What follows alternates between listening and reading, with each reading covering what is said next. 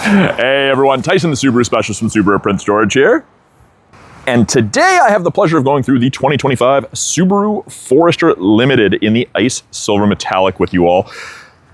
This is a redesign year for the Forester, 25 model year, updated exterior, updated interior, updated drivetrain. They've really refined the Forester versus the previous generations. If you put them side by side with the previous gen, it's definitely a Forester, just with a few changes, like the front end. Front end's definitely a little more flat than some of the previous gens. We got that hexagonal grille. We've got the gray metallic wings off the logo. And then of course, the rest of the grille is that same metallic gray. We've got new headlights, still steering responsive in LEDs. We've got new fog lights, very Toyota-esque. And of course, lots of hexagonal design language. Even the texture there is hexagonal. And you've got the gray metallic finish on those. Still powered by a 2.5 liter four-cylinder boxer engine, 180 horsepower, good balance of power and efficiency in a vehicle of this size. We've got 8.7 inches of minimum ground clearance, more than most half-ton pickups. And of course, in true Subaru design language, we've got cladding all along the bottom of the vehicle. Get 18-inch wheels on the Limited, and we get functional vents. Gray painted mirror caps on all of the Limiteds, so it doesn't matter if it's black, white, silver, green, gray, metallic painted mirror caps. There are integrated turn signals there. And up top, we have the standard roof rail style that you've seen on tons of Subarus. Got integrated tie downs front and rear. You can get Subaru OEM crossbars for these, or you can get Thule extended ones if you're gonna carry something a little heavier. Along the bottom, more cladding with an elongated hexagon, and in that hexagon, we've got hexagonal texture. That's kind of the shape that they've gone with for these. And there's another look at the side profile. Still very boxy. It's definitely a Forester, side by side. Fuel doors, still rear passenger side. It's tied to the driver door, no release lever inside. If your driver door is unlocked, this is unlocked. Driver door is locked, this is locked. Run regular. They've moved the symmetrical all-wheel drive badge to the back here. And new taillights, we've got half of a hexagon with the word Subaru, turn, and it goes into this black metallic that includes your logo, and around to the other side with the other portion of the hexagon. The one badge on the back is blacked out, and we now have Forester debossed into the rear hatch, which is kind of nice. We have backup sensors integrated into the rear bumper, and they'll actually apply the brakes for things you're gonna hit something in reverse between speeds of 1 and 15 kilometers an hour. Now, I do have to turn this off to show you guys the new proximity kick gate because it doesn't work with it running. I'll be right back. So I'm back, and the new proximity gate is very nice. It's a kick gate. So keys in my pocket, kick motion, back up, it beeps, and it opens. If you don't back up, doesn't sense the key moving away from the vehicle, it won't open. But there's a ton of room in the back of the Forester, just like the previous gens. Very tall, wide, and deep. Got that new topographical map cargo tray. Got a nice privacy cover. Now, this part's flexible and adjustable, and that is because these second rows can be reclined. So I'll show you guys that as well. But this hides everything from the top of the seats down, keeps things out of sight, out of mind. Very nice to have. Also kind of insulates things if you've got frozen goods or something under it, helps with that. This is removable. It's just telescopic. There's a spring fit, and you can actually tuck that underneath here. You can kind of see where it's supposed to lay across. Got a little bit of storage there. We have our spare tire and tools underneath. We've got nice hard mount physical tie downs in the vehicle, and in the vehicle we also have little Easter eggs like that telescope. We've got some birds, some mountains. I'll show you some of them. We've got grocery bag hooks on either side with a 12-volt power point on the rear driver's side. We can fold the seats down, click of a button. We've got a button there too. We do get the upgraded Harman Kardon audio system in this as well, which is a very nice touch. We've got an LED cargo light and an LED cargo light in the hatch.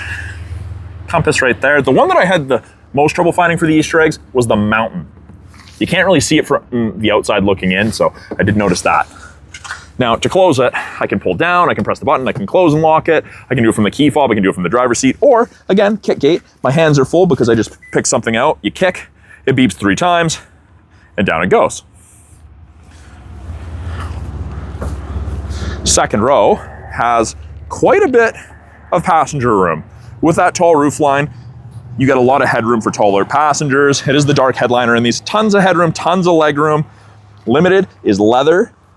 It's the dark gray / black, and we get the blue contrast stitching, but lots of room, very, very comfortable seats even in the second row. And then to recline them, you pull on that and you just lean or push back. I'm doing it with my elbow, but if you're just leaning on it, it does it.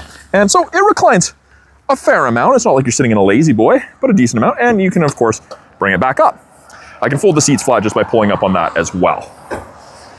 Fold down armrest. And we have exceptionally easy access to the latch system and the lower anchors and tethers for children. I was concerned about not having a cover and that they would dig into your hips, your back, your butt. Not the case in my experience sitting in the second row, which is nice. We've got heated seats, high and low for both the driver and rear passenger, rear driver, rear passenger, side passengers. Person in the middle, unfortunately, in addition to having to sit in the middle, doesn't get a heated butt. 2 USB ports for charging. We've got vents out of the center console in addition to underneath each front seat facing rearward. We've got a textured step with Subaru stars. They want you standing on that if you're loading something in or on the roof instead of on the tire, because the tire sits inside the fender. And if I'm standing on the tire, I'm right at the back of the rack system. That's the center of mass for me. And I'll be leaning. And you're probably not gonna have the Thule sticking or a roof box sticking this far over, because then you can't open the hatch. So you'll potentially put yourself off balance. So that's why, safety first. And speaking of safety, we have this little slot, and I get asked about that fairly often, more on the lighter color cars than the darker color cars because it stands out, but that's what this extra side impact crash safety bar locks into, and that's designed to stop intrusion into the passenger cab, obviously when the doors are closed, and protect your passengers. We've got soft touch door cards, including some suede, soft touch armrest. Even where you put your thumb when you're closing the door is soft touch. Bottle holders and storage, easily accessible child lock, and a nice solid sounding door when it closes. And I don't know if the mic picked that up, so I'll do it again. It's not tinny like a lot of the other vehicles out there. Now, with the key in my pocket to lock it, all I have to do is touch these lines, and the key, so long as the key's within 46 inches, it locks. To unlock it, put your hand in the handle, and it unlocks. And that's just because the key's within 46 inches. We've got approach lighting, welcome lighting. That, at night, will actually illuminate your door handle, which is pretty cool. And then the driver door does have a key slot, because in the back of these fobs, and it is kind of hard to do one-handed, but little silver square, push on the square, you've got a key for it. So you can still access it if the battery were to die or something like that. Now, front door guard, very, very similar to that of the rear in regards to soft touch materials, layout. We've got front 2 windows are auto, regular power windows for the rear, window lock if you want to stop people playing with it. We've got gloss black, piano black, whatever you want to call it, and 2 position memory settings for your power mirrors and power driver seat. Now we get a little bit more storage with a bottle holder, boot prints. And speaking of the seat, it's the same seating material as the second row, but these seats are definitely more bolstered. Subaru did a lot of research, and these new seats transmit a lot less noise, vibration, and harshness through these seats, and you're gonna be less stressed and more relaxed, and therefore less fatigued after the end of a day of driving. Of course, with the memory, power seat including lumbar. On the inside, by the driver's left knee, we have the ability to open the rear hatch. We've got a scroll wheel for the brightness of the gauges, and we can turn off that proximity sensor if for some reason you didn't want it working. We'll turn that back on. Steering wheel adjustment, bottom left of the steering column, pull down, tilt, and telescopic. You can adjust it to drivers of varying heights, leg, and arm lengths. It is push button start, keys in my pocket, foot's on the brake, light goes green, green means go, foot's not on the brake. You can turn lights on, you can turn it to accessory, but foot on the brake, and everything comes to life. And I don't know if you saw it there, but those lights, they're steering responsive, and they were doing their test there on that Ram. Now, the steering wheel itself, leather wrapped, heated.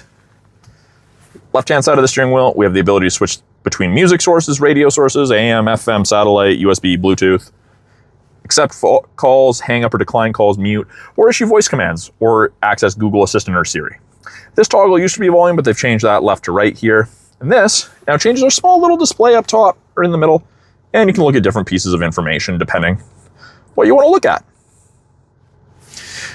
Right-hand side of the steering wheel, we have our adaptive cruise and our lane centering. Now, both of those Use these two black boxes, those color stereo EyeSight cameras, to look for cyclists, road lines, pedestrians, and other vehicles. These are also responsible for automatic emergency braking, and it saves you 10% on your basic insurance here in BC. This is a new third wide-angle mono camera they've added to the two standard cameras, and that increases your field of view from left to right. And actually, speaking of that, visibility in the Forester is absolutely phenomenal. They've increased the size of the third window and really increased the visibility. This is fantastic. The fact the mirror is mounted on the door and not on the A-pillar, this is generally a large blind spot for a lot of people.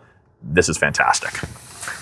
When I turn on cruise, I get an image of the Forester in the center there, and you'll see there's 3 bars ahead of it. Now there's 4, all the way down to 1.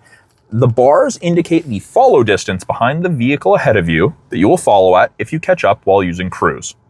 100 kilometers an hour, 4 bars, you'll follow at roughly 150 to 180 feet. So good safe distance. Lane centering. And this is how you increase or decrease the bars. Obviously pressing down decreases, pushing up increases. Lane centering. You get the image of the steering wheel in the hands on the top right. Above 60 kilometers an hour, if the cameras can see the road lines, those gray lines will go white. And that indicates that the cameras can see the road lines. And in that case, it will give you gentle steering input to help keep you centered in your lane. Now, it's easy to overpower. It's not going to rip the wheel out of your hand. You can easily cross a line if you wanted. It's just a nice assist. I didn't think I would like either of these pieces of technology, but they're absolutely fantastic for long distance driving. You're way less fatigued at the end of a day of driving using that. We have intelligent and sport drive modes. Intelligence, what it defaults to for regular driving, best fuel efficiency. Sport, you'll see that yellow line gets a little bit more aggressive. You're going to go faster sooner, sit at a higher RPM, use more fuel, but it's for more spirited driving. On the back of the steering wheel, we have the ability to manually select our own gears, even with the automatic CVT. We can downshift or we can upshift. We have the driver focus system, and sometimes you'll see a little red light there. It's an infrared camera trying to scan my face. So you can register yourself in and it'll pick you up right away. But it will tell you if you're distracted, not paying attention to the road, or if you're drowsy while moving. It's very, very handy. You don't have to use it. You can deactivate it if you don't like it. We have an 11.6-inch touchscreen infotainment system. It's still got the plastic on it. I haven't peeled that off, but they broke it into 3 portions. Top portion, we have access to dual function X mode, which is like 4 low in a pickup. We've got snow and dirt, deep snow and mud. They work up to 40 kilometers an hour. After that, it kicks out and goes back to the regular all-wheel drive, which is much more efficient at higher speeds. We've got weather as part of your satellite radio trial. We've got widgets, gauges, whatever you want to call them. And if you watch any of my other videos, I will set them to the same ones because that's what the majority of people use. We've got our 4-ways, our hazards, which I hope none of you ever need to use. And then the center portion, our main portion, we've got physical volume and tuning knobs. Limited is the first remote level where you get built-in navigation powered by TomTom. No subscription for that. You get that for the life of the vehicle. Radio, media, and phone are pretty self-explanatory. Under apps, we have wireless Android Auto, wireless Apple CarPlay, and you gain access to the My Subaru app after the vehicle's registered in your name. When I put it in reverse, the backup camera pops up. Rear assist braking is active. Parking sensors are active. It shows you the top of the bumper there so you have something to relate to. And as I turn the steering wheel, those lines move and show you where you're going to end up if you keep your wheels turned that way. Now, if it's a sloppy day, you've been driving on the highway, it's winter, you can't use your backup camera because it's dirty, you can clean your backup camera from inside the vehicle. Obviously, the angle that I'm sitting at does affect that, but you can run washer fluid over the camera. I thought it was kind of gimmicky. Works very well. And then the lower portion here, home button always takes us home. So if I'm in apps, I hit home, back to the main screen. We have the ability to turn off auto start stop, the ability to activate auto vehicle hold, which is like a brake holder for construction, drive-through, or rush hour traffic. We can go into the vehicle and we've got vehicle controls. We've got driving assistance. You can change things. You can turn it off or on. And then under more settings, you can change the warning volume and change it to digital speedometer for miles per hour, miles per gallon if you're traveling in the States. We have the ability to hook up 5 devices for Bluetooth. Only one can actually be connected at a time, but 5 devices stored, and you can set driver profiles if you want. The lower portion, we have our climate controls, and it is dual zone. We've got physical buttons on either side for our temperature, or we can use the touchscreen. We can drag, we can click, we can sync it back to driver controlled, control where our airflow is being directed. If we want AC on, max AC, recirc, that's all there. Now, if I don't touch that after I make an adjustment, it will just disappear after a little bit. So you don't always have to worry about pressing that little X in the top right corner. Fan strength buttons are hard to miss. We can turn off climate altogether if we don't want it. We have 3 stages of heated seat for both the driver and passenger. And a little secret, if it's on high, you don't want it at all, press and hold for a second, let go, turns it right off. Lots of people don't know that. Bottom here, underneath that, we've got 2 USBs, an auxiliary, and a 10-watt wireless charger. You can turn it off if you don't like it. I do like what they've done with the center console, soft touch. So if you have to rest your knee against it, it's gonna hurt less after a long day of driving. We have our automatic CVT with manual mode, where we use our paddles. It does tell us we're in first gear. Now we're in second. Just tapping this paddle here. It's not gonna let me start in 6th, so you are kind of limited. It's not quite a true manual in that regard, but it will hold you back, which is nice. We've got our park brake, and your foot has to be on the brake to shut it off when you push down. Foot on the brake, down. Offset cup holders, which are quite nicely positioned. We've got a 12-volt power point. Soft touch armrest, more contrast stitching, and it's quite deep, quite dark. No power points in there, but there's a place to run cords out of if you have something in there so you don't crush the cord or cut off the cord when you do that. Up top, my favorite feature ever, auto dimming rear view mirror. No switch to flick. Someone's got their brights on behind you, just dims. You've got the home link buttons there. You can hook up to 3 separate garage doors to your mirror, which is really nice. Integrated compass. We've got LED map lights, sunroof control. It is a manual shade, but if you drag the glass back, that'll drag as well. And then we have SOS and roadside assistance buttons. So that's part of your 3-year trial to the My Subaru connected services you get with most new Subarus. And we'll get a little green light there when it's enabled. Sunglass storage. We've got card holders on both visors, large visors, large sun visors, vanity mirror with light, and you can extend it to the side, and we have an extender for the driver and for the passenger in case you're being blinded from the sun on either side. We also have a little bird up there, little bird up there. So the Easter eggs are pretty plentiful in the new Forester. So that is a quick look at the 2025 Subaru Forester Limited in the Ice Silver Metallic. Thanks for sticking with me for my short walkthrough of this 25 Subaru Forester. If you guys have any questions about anything you saw in this Forester behind me, any of the features, any of the functions, please put those comments in and questions in the comment section below. I love hearing from you guys. If you guys are in British Columbia or willing to make the trip to British Columbia to purchase a Subaru, please reach out to me directly. I would love to help you find your perfect Subaru. I'm Tyson, the Subaru specialist from Subaru Print Storage. We'll talk soon.